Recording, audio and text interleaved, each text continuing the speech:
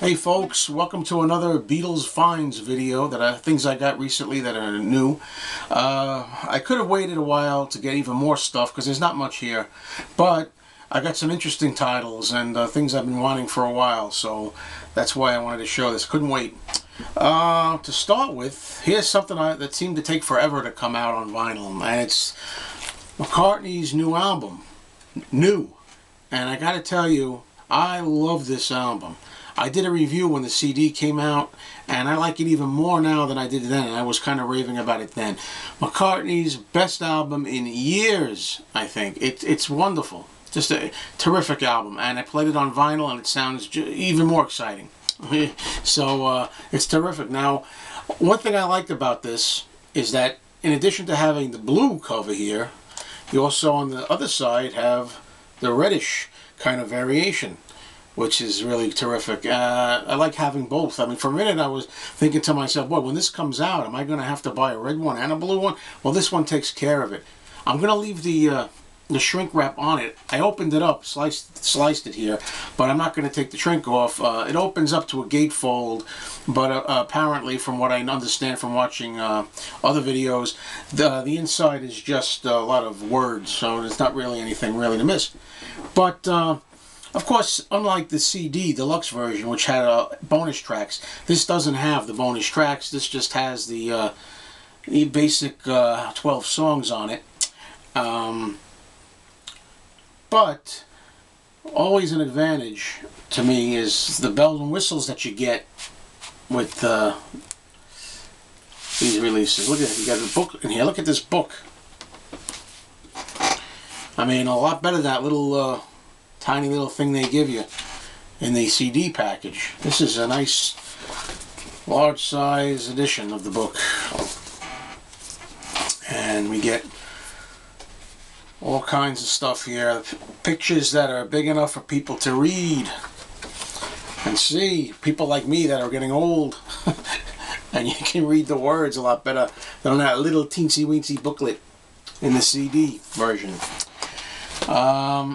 If you're a Paul McCartney fan and you're so-so on his latest releases, please do yourself a favor, buy the new album.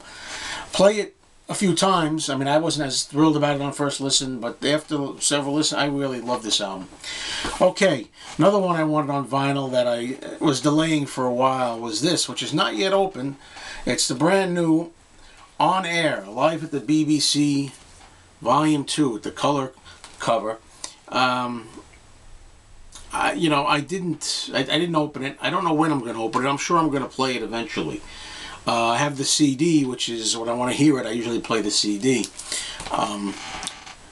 Really, it's so beautiful, these albums, when they shrink like that.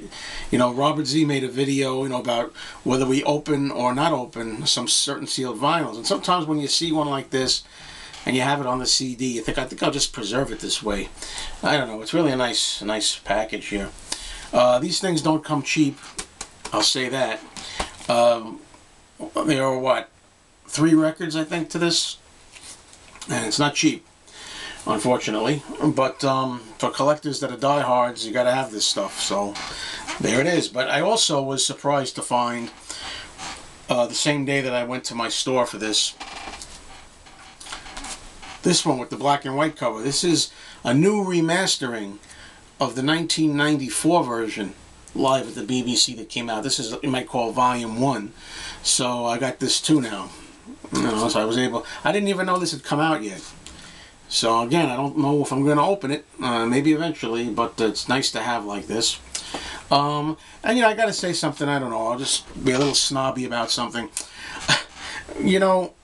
A lot of people order online, and I understand ordering online because some people don't have a choice. I mean, if I was living out in the boondocks or something and I didn't have a chance to go to record stores that stock these things, I would have no choice but to order online myself. But I'm always afraid that they're going to arrive damaged, maybe a little corner a little bent. Or another thing that drives me crazy, because a lot of us collectors get anal about these things, is when you have the side here. I like the side to be good and straight, if you can see that.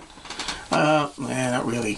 It's good and straight down. Some of them are bent, like on an angle. I like to find one that's nice and solid, straight, and not kind of angled.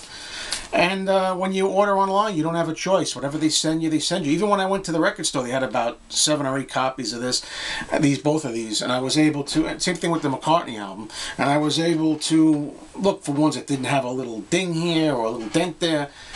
That's one of the advantages. But you know, hey, no knock on anybody who doesn't have a choice. If you don't have a choice but to order online, by all means, order online. I do the same thing for albums that I can't get any other way. But if I have a choice, I like to pick and choose. Okay, then here's something that I think David Young maybe showed in one of his videos recently, was it? And I have been saying that I spotted this in my store for a number of weeks, and I just kept putting it off and putting it off, putting it off. And finally I got it while it was still there. It's the Band on the Run, Paul McCartney, Wings picture disc that was released in the 70s, I believe, and I finally got it.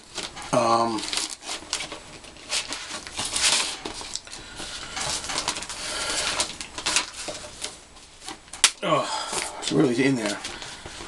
Okay, there's the front side, and there's the opposite side. So, another one for the collection. Good to have a lot of assorted oddities when it comes to Beatles and solo Beatles collecting. And the last one I'm going to show for this video is this one here. It's not the original. This is a 1982 re-release. The Chipmunks Sing the Beatles. I mean, this is worth it for the cover alone. Watching Alvin and the Chipmunks in their Beatle haircuts along with David Seville. You know, yeah. It says right on here, although this is a pretty generally clean copy of the re-release from the 80s, it does say on here somewhere, this is an abridged version of an album previously released under the same title. So in other words, this re-release omits certain songs that were included originally in the 60s version, I guess it was. So I'm going to be on the hunt for that. Of course, this has the infamous barcode of the 1980s. How horrible are those barcodes. God, I hate them. Peace and love. Peace and love.